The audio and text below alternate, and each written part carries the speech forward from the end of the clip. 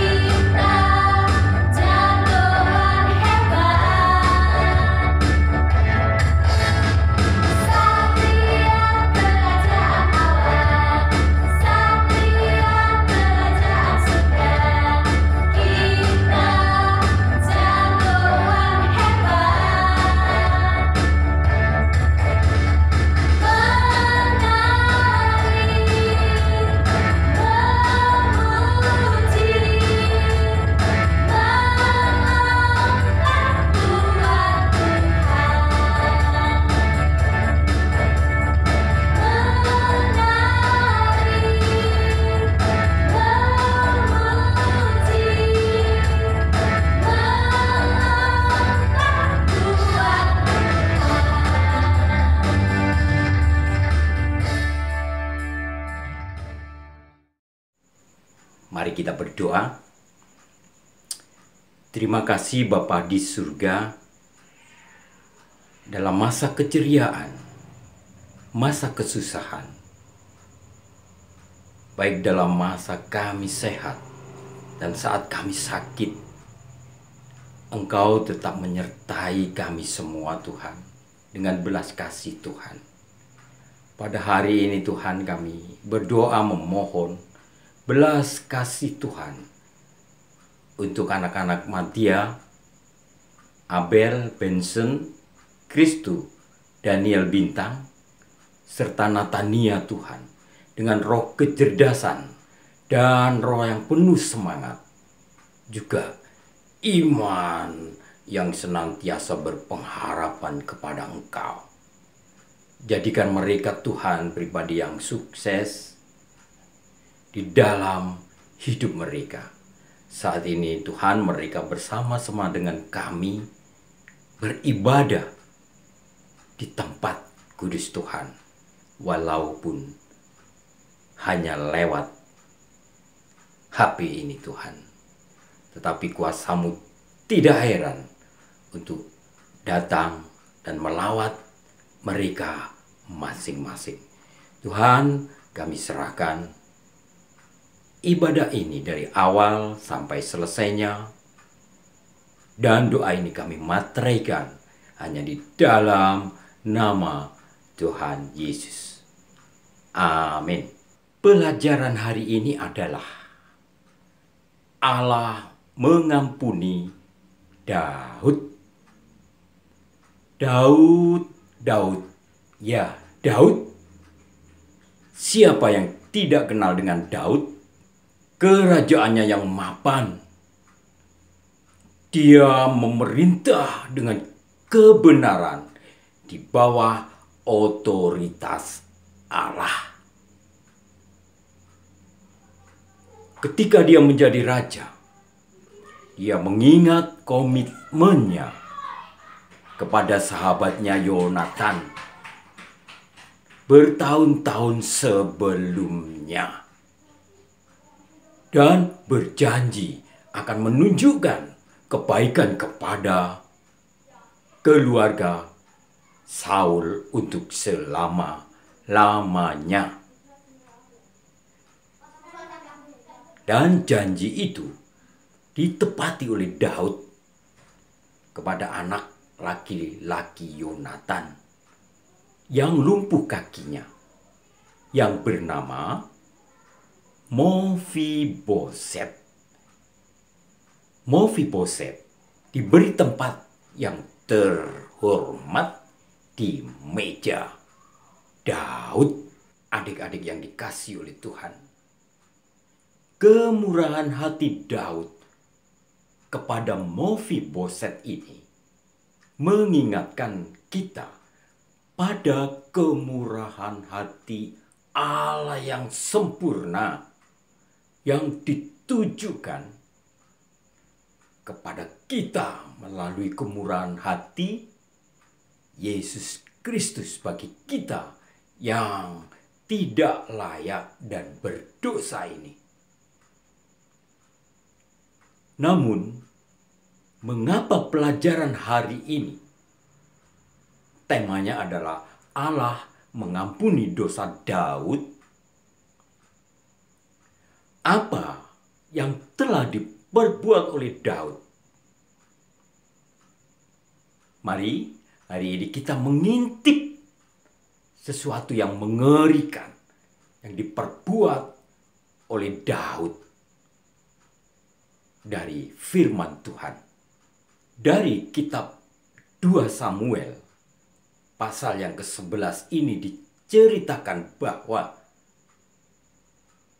sekali peristiwa pada waktu petang ketika Daud bangun dari tidur dari tempat pembaringannya, lalu berjalan-jalan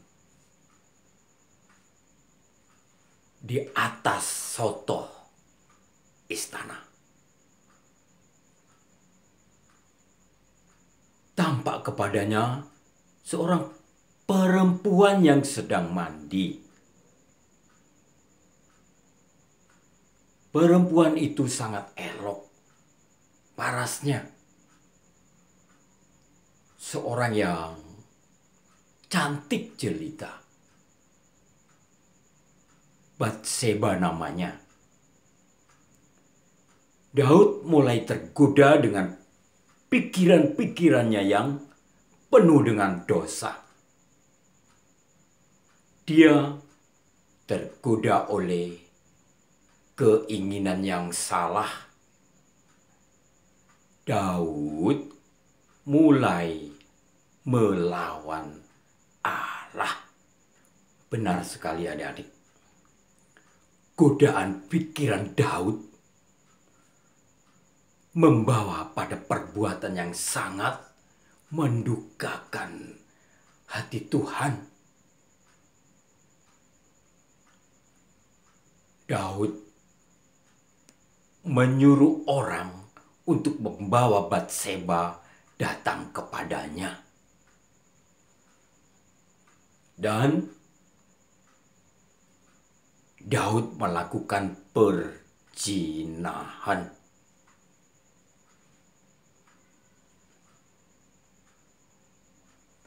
Lalu Batseba hamil, mengandung benih yang dari Daud.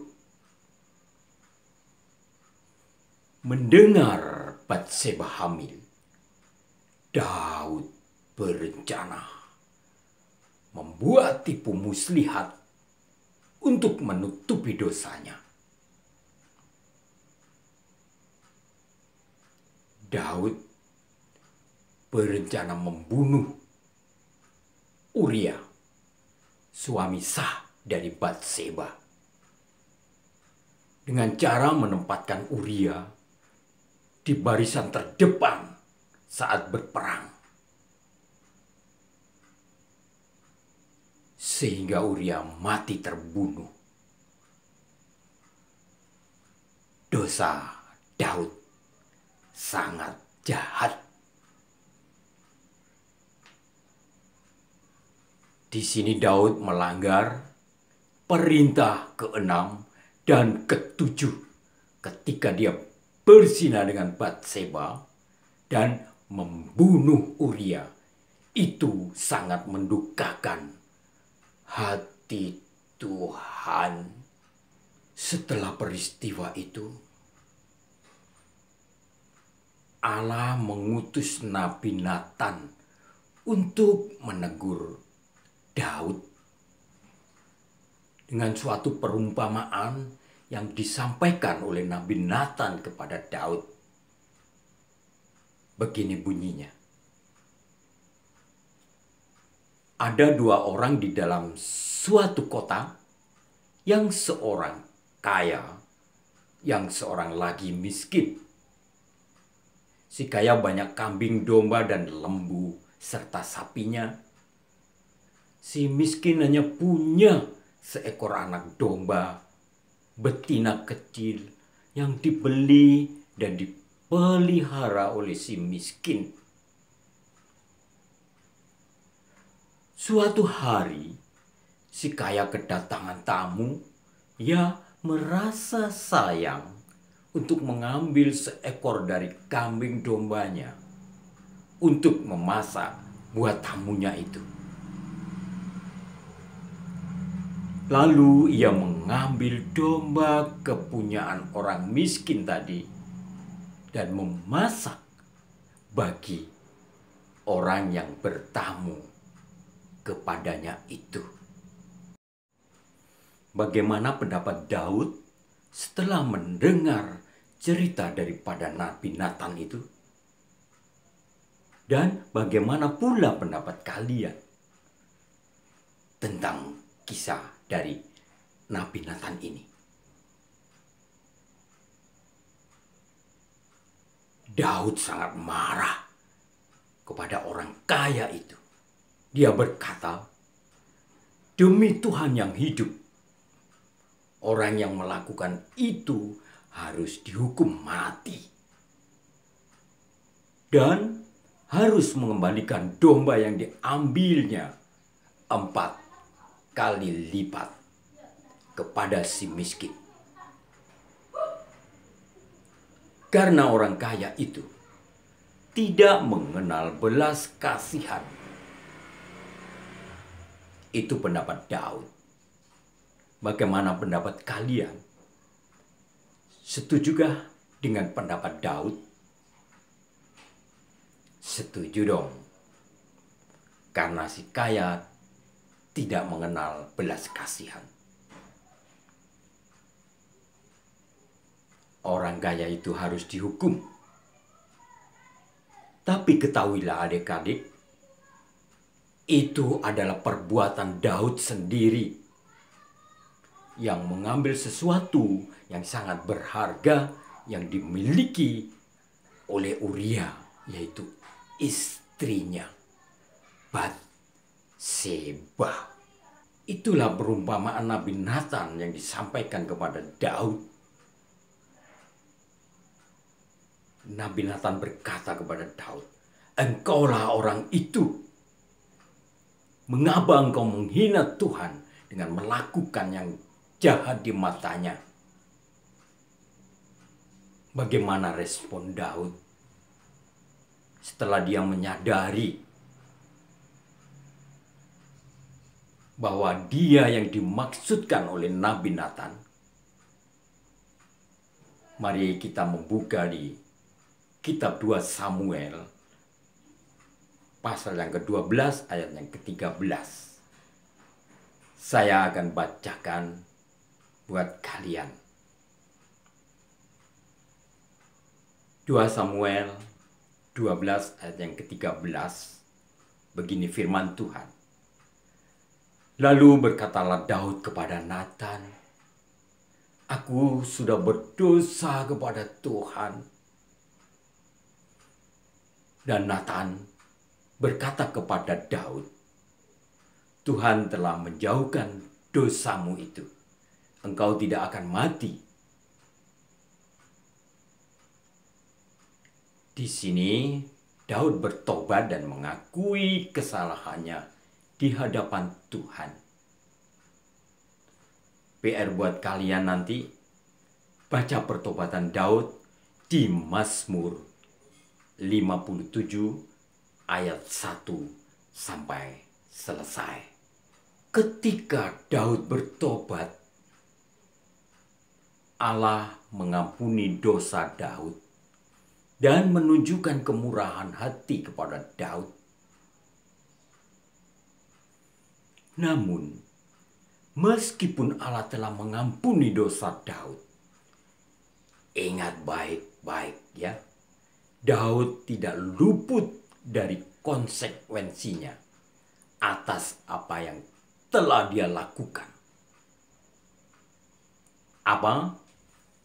Bahasa Maduranya adalah karma. Banyak peristiwa yang menimpa Daud. Anak dari Batseba yang pertama mati. Amnon, anak Daud, melakukan dosa keji terhadap saudari tirinya, Tamar. Dan Absalom, anaknya, memberontak atas kerajaan Daud. Daud harus menanggung semuanya itu. Tetapi Daud tidak marah atau kecewa karena dia percaya kepada Tuhan bahwa keturunannya nanti akan meneruskan kerajaannya selama-lamanya.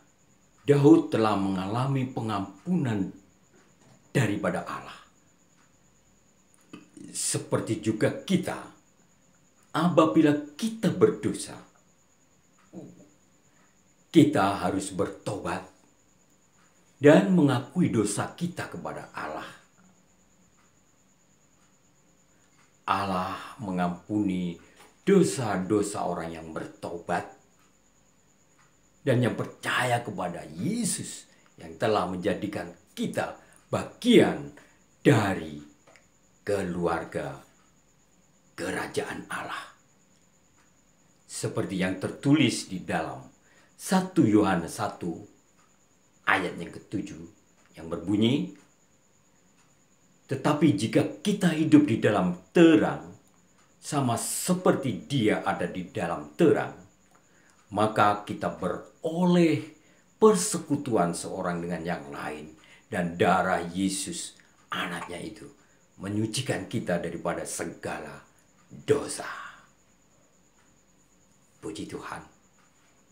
Jadi melalui pelajaran hari ini, kita memahami bahwa satu, kebaikan dan kemurahan hati Daud untuk Mephiboset menunjuk kepada kemurahan hati Yesus kepada kita semua. Dua, segala dosa itu adalah melawan Allah. Tiga, percaya bahwa dosa mengharuskan pengakuan dan pertobatan, dan kita dapat mempercayai Allah untuk mengampuni dosa-dosa kita. Amin. Mari memberikan persembahan kepada Tuhan dengan menyanyikan pujian "Ingat akan nama Yesus".